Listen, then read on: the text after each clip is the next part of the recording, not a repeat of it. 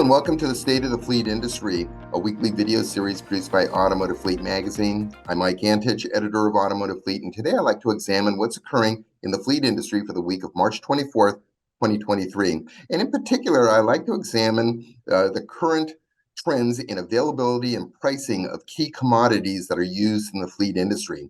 And today I have a subject matter expert joining me. I have an opportunity to talk with Mike Butsch, Vice President of Global Business Development for Primrose Alloys. So Mike's going to give us an update, and thank you for joining us, Mike. Hey, Mike. Thanks for having me again. Hope everything's well at your end. Yeah, everything is fine. And how are things going on the commodity side? What is the broad overview of what's happening in terms of commodity availability, pricing, specific to the types of commodities that are used in the fleet industry? Okay. Well, great question. The broader overview is that currently, at least on the softer alloy side of aluminum, everything's going pretty well. There's been a pretty significant ramp up in folks that do the extrusions and take care of that segment of the business.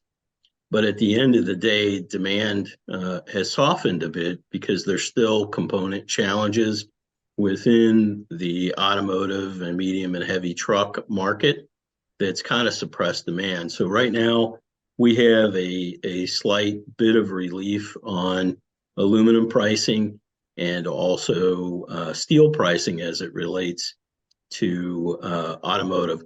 Now, we did see a high last year on steel of about $1,900 a ton. It slid down to about $700 or $800 a ton, and currently it's sitting around $1,100 to $1,200. So we're seeing some creep up on the steel. Aluminum, soft alloy in particular, that 6,000 is fine. But what we've seen over the past 6 months is a pretty strong influx of orders from Boeing and Airbus.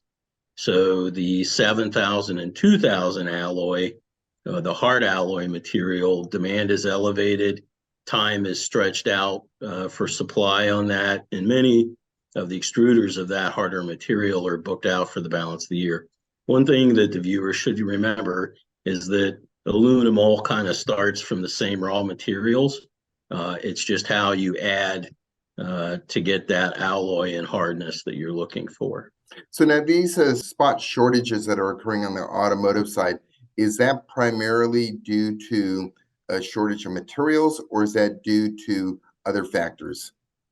Well, I think you look at the power side of the piece. So the power units, obviously light vehicles have a much more broader, your F-250 and smaller, or your passenger vehicles have a broader use in regards to the retail customer. So those demands are being filled quite well. The medium and heavy truck market is still pretty much maxed out. Most of the people that we work with are telling us that they're somewhere around 30 or 35% of supply level from pre-pandemic time. And I think it's complex. There's people issues where most of the people that feed that supply chain are struggling on a personnel standpoint.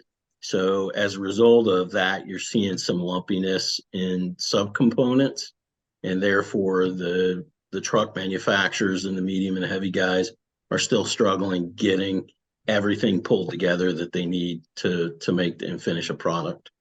What is your forecast on aluminum pricing going forward? I think the soft alloy is going to remain pretty static through probably the end of this year. I think if automotive actually gets back into it, and then we have the influx of some EV activity as well, that'll tighten. But I think there's enough capacity in the market that we shouldn't see a lot of movement in material. But on the hard alloy side or some of the specialty pieces, I think that you're just going to be looking at longer lead times. One thing that we didn't talk about on the steel side is we've seen a moderation in nickel cost, which is a principal part of stainless. But a lot of our stainless suppliers are 50 to 80 weeks out for stainless steel. And there is stainless steel used in the auto and the truck market. So folks need to keep that in mind. Now, what about, just speculative now? Everybody seems to be of an opinion that ultimately we're going to be entering a recessionary environment. The question is how severe that recessionary environment would be. What kind of impact does that have if that does occur on commodity prices?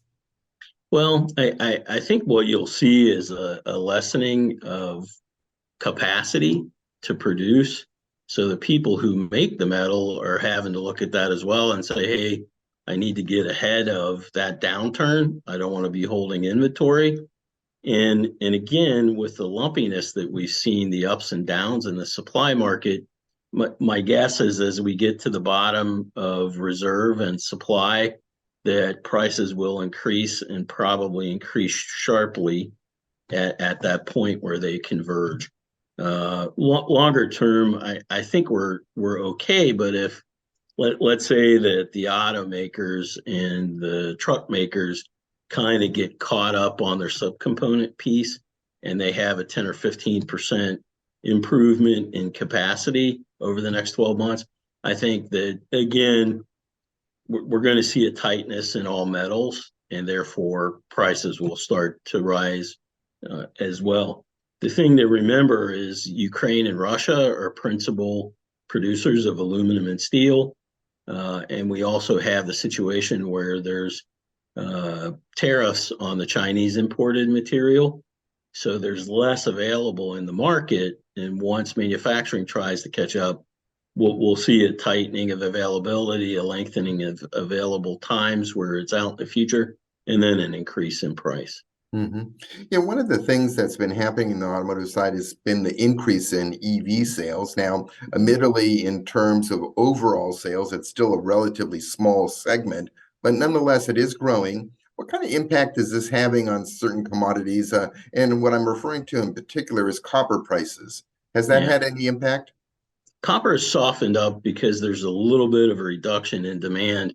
But again, keep in mind that a number of forecasts that are out there in order for Europe and the US to actually fully engage the EV market, forecasts are somewhere from 2 times to 3 times the current global supply to get to that point between infrastructure and actually the amounts required for EV vehicles.